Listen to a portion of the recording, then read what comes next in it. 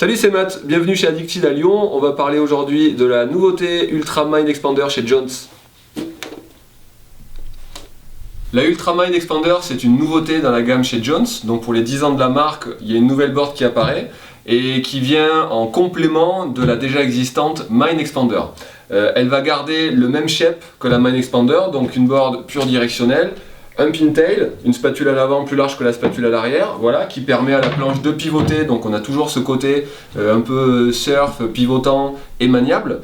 La différence majeure, c'est qu'on va être sur un cambre classique sous les pieds, plutôt qu'un cambre plat. Donc le cambre classique, il va amener un petit peu plus de polyvalence à cette planche-là, par justement de l'accroche, un petit peu plus de précision quand on se retrouve sur piste, et quand on va être sur un terrain un petit peu plus travaillé, il y aura un petit peu moins de déformation par la construction, on va voir ça, qui va permettre d'être un petit peu plus efficace sur les terrains travaillés de fin de journée notamment.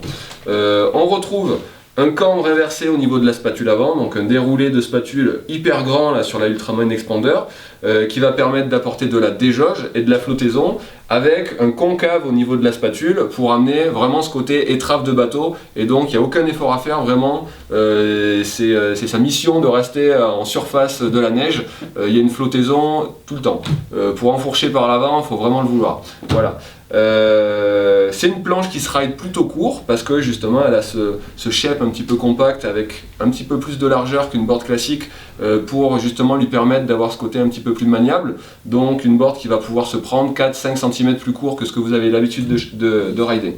Au niveau de la construction, pour la mettre en comparaison encore une fois avec la Mind Expander, il va y avoir un petit peu plus de rigidité par de l'apport de carbone et de basalte qui vont lui amener plus de rigidité en flex et plus de rigidité en torsion.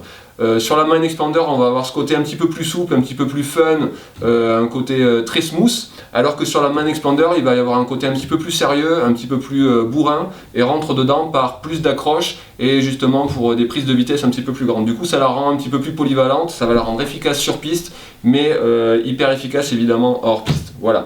Vous êtes à la recherche d'une planche plus accrocheuse, plus précise, pour faire de la grande courbe notamment, prendre un petit peu plus de vitesse qu'une Mind Expander. Vous avez un niveau de intermédiaire à expert et en même temps vous voulez conserver ce côté un peu fun et ludique et maniable. La Ultra Mind Expander, c'est une vraie petite bombe.